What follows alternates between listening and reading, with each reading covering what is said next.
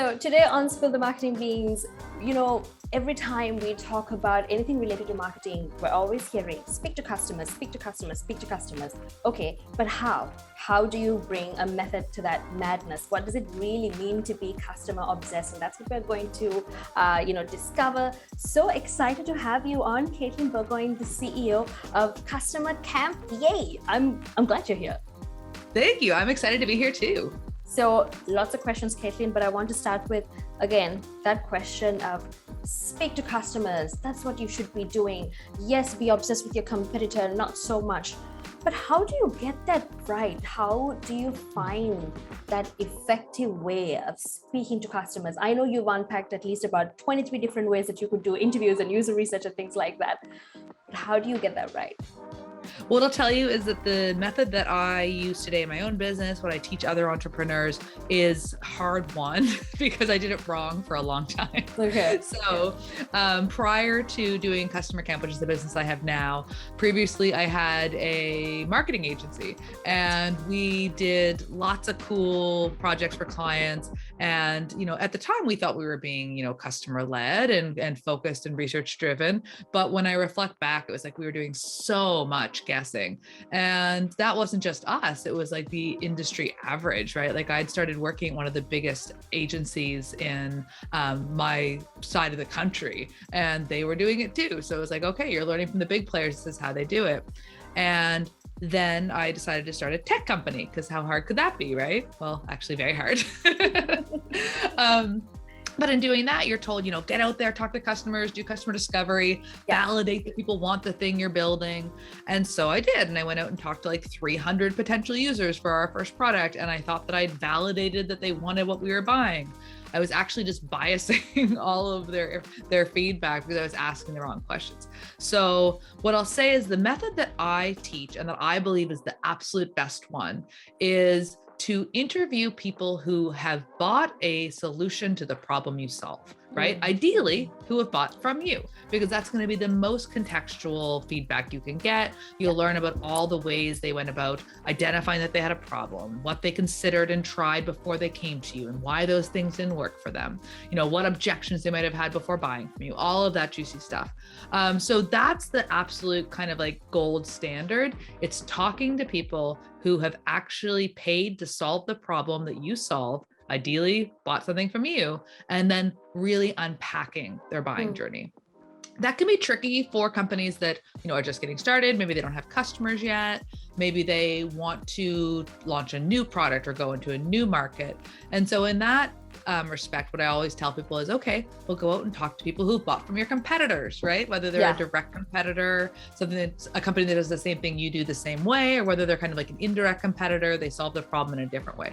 So those are kind of like number one, number two best ways. Third way, again, if you're like, we don't have any competitors, which is often a red flag.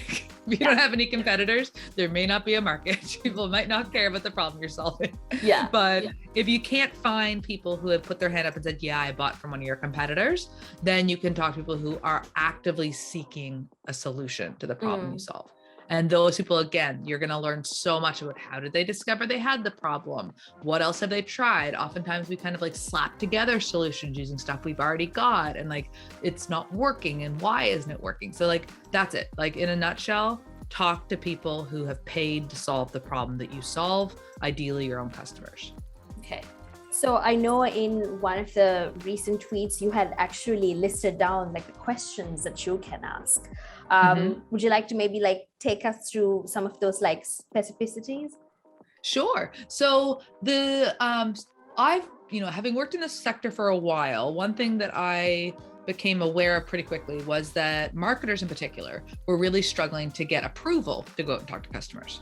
And the reason why, there's all sorts of them, founders are often nervous that like the marketers are going to say something and like, ruin the customer relationship, or they're like nervous to even reach out to customers because like they don't want them to remember that they're still subscribed to their product and cancel. So like these all say a lot about like the business mindset of a lot of founders, but oftentimes it's just like, it's just not always common practice. The sales team, they talk to customers, customer success and support people, they talk to customers, but marketers, it's not always been a tool in the marketer's toolkit.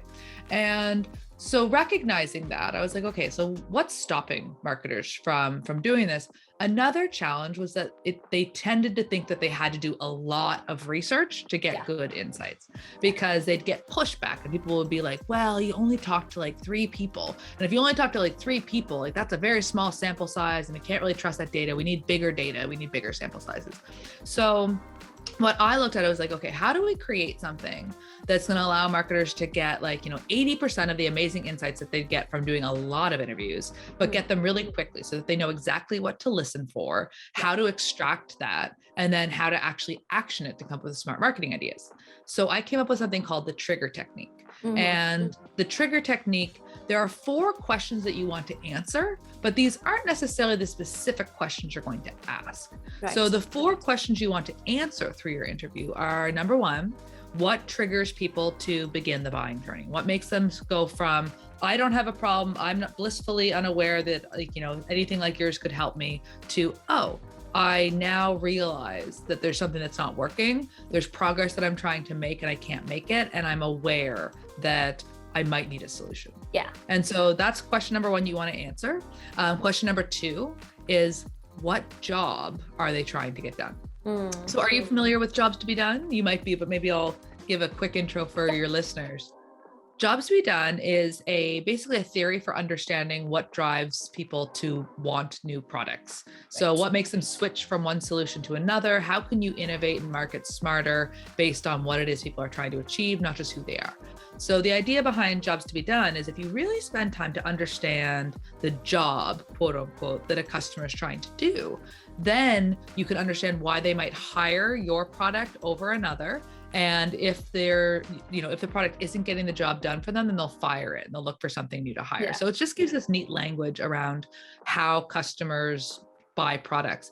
And when you compare it to like an actual job, think about like hiring somebody in your company, right? There's all of these criteria. There's all of these things that you're going to want them to be able to do, all of these things that you want them to achieve in the company, certain criteria for like what you're willing to pay and how many hours you want them to work, and kind of all of these dimensions that go into hiring the right person for the job. It's similar when it comes to a product. There's all of these dimensions that go into what product we choose to hire. So question number 2, what job are they hiring your product to do? Yeah. Question number 3, what pains did they have with other solutions? Because again, our product does not exist in a vacuum. People are actively trying to solve these problems in other ways. Maybe they are using a spreadsheet instead of your software, right? Yeah. Or maybe instead of going out and buying a new product, they're like actually like putting tape or like sewing their broken product, right? But they're like trying to solve problems. And so you want to understand, what other solutions have they considered, tried, explored, and bought, and what were their challenges with those things? Because again, it's in pain that we can see the opportunity for a better solution. So you want to know that.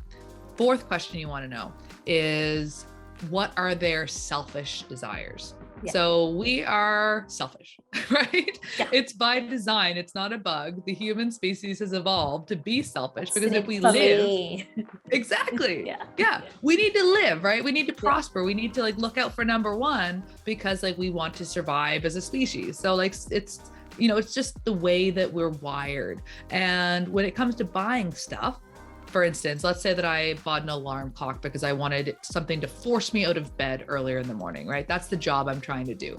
I'm tempted to sleep in. I want to keep hitting that snooze button, but instead I buy a physical alarm clock, put it on the other side of my bedroom, so it will force me out of bed and I won't be able to stay in and just hit snooze.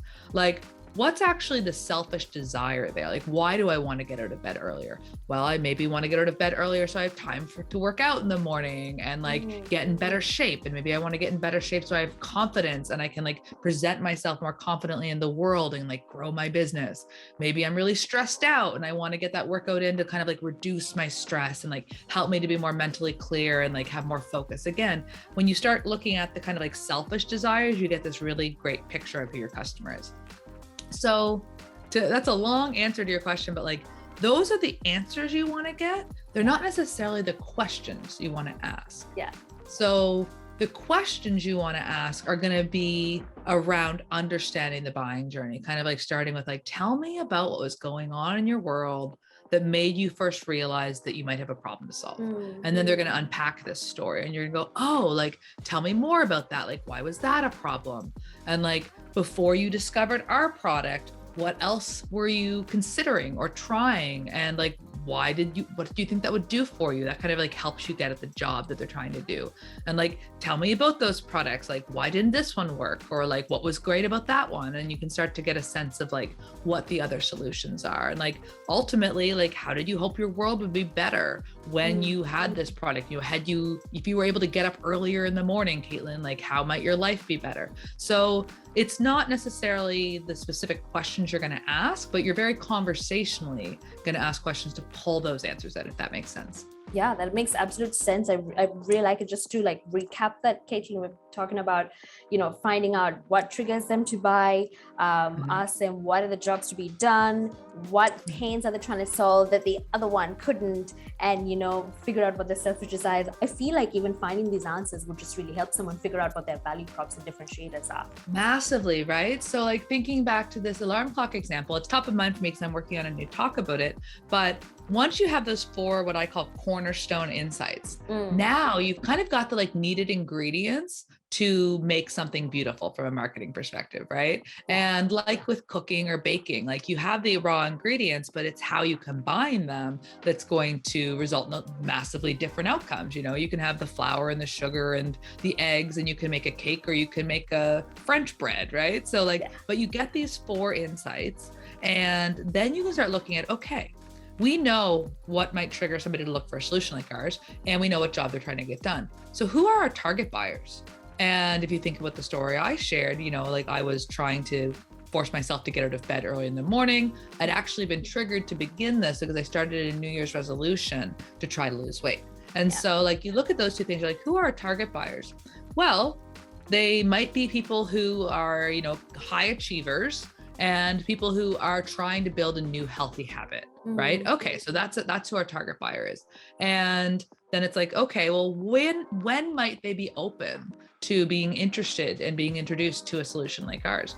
What I like to call the target moment. Because a lot of marketers, we think about channels, like, where can we get our message? But the channels are less important in the beginning than understanding the moments in which those messages are going to matter.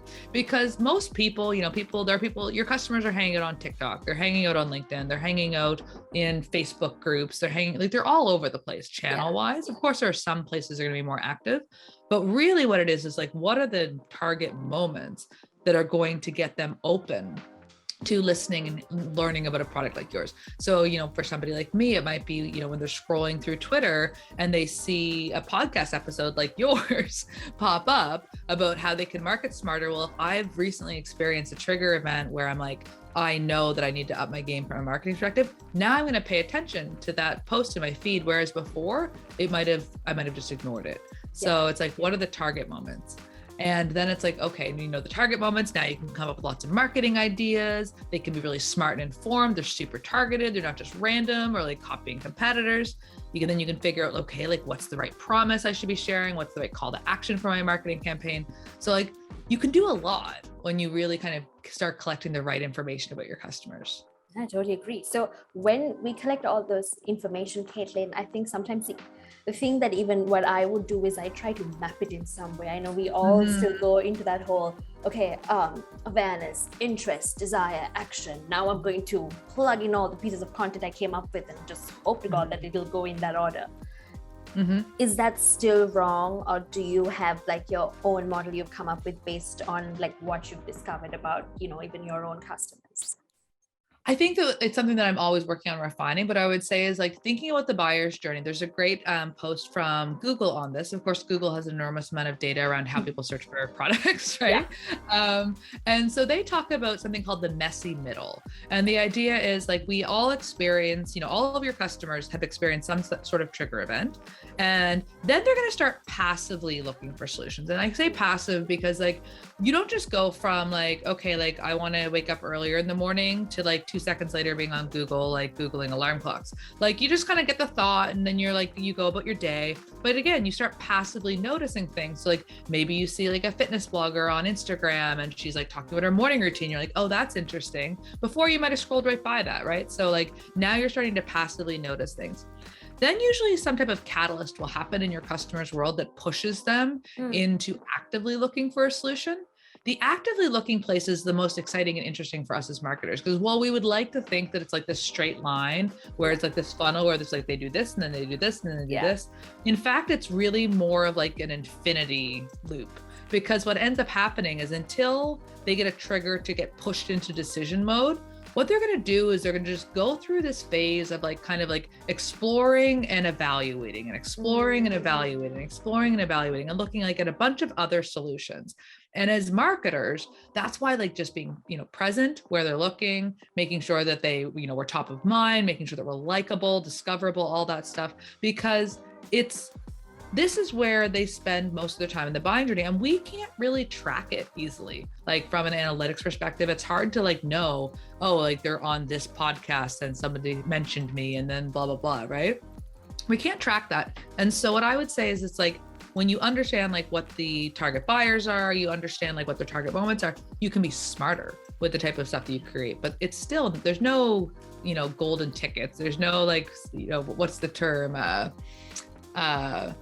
There's no perfect solutions, right? It's always this iterative process of seeing what works, putting things out there, discovering what's working and doubling down. When you find out, actually, before I get to that question, how have you figured out like the right customer fit for your product or services? So for me, again, it came from like, when I started my, like, I'll talk about Customer Camp specifically. I have a tool, actually, maybe we can link to it in the show notes. It's called the Customer Scorecard and Customer Ranking Scorecard. And what it allows you to do is identify a number of different customer segments that you could go after, target buyers, and rank them on a number of different criteria that are like, how important is the problem you solve? Like how unsatisfied are they with other solutions? How much are they willing to pay? How easy is it for you to get a customer like that? How much do you want to work with them? Like, how much joy do you get? Because that's important too. So you rank them on all these other things. When I first started my business, I went through this exercise. I kind of was developing it and then went through it myself. And I identified that the top target buyer for me in the beginning was who I call my partners. So I do a lot of training in Atlantic Canada, and there's a lot of, there's tech incubators and there's business support organizations and industry organizations. And I partner with those groups and they offer my training to their members and they pay for it.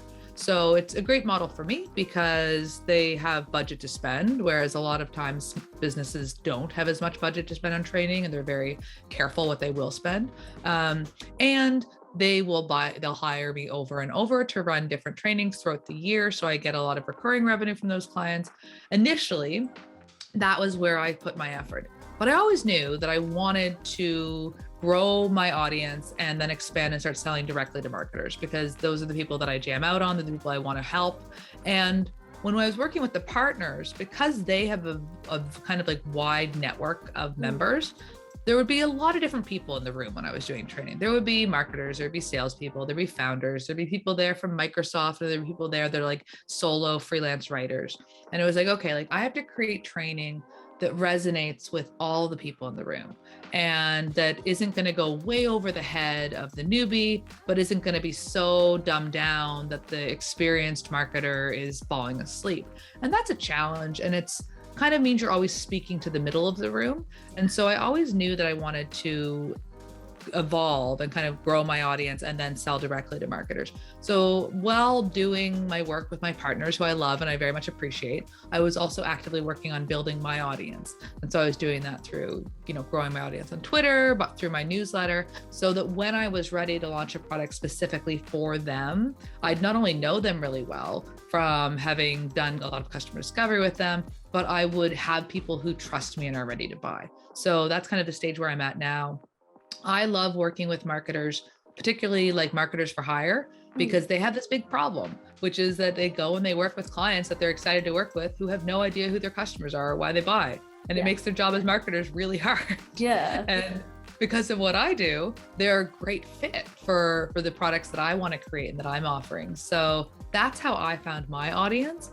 But again, it's like it's a process. It's not a one and done. It's like sometimes you might just nail it and be like, we know exactly who they are and we got it right. We got the message right. We got the product right. Now we're just going to pour money into content and like be really badass. Oftentimes it's like, okay, they're responding, but they're not responding the way we want them to. So do we need to like evolve the message? Do we need to adjust the product? Do we need to consider maybe there's another audience that would be even more responsive? So it's very often not a like straight line. Yeah.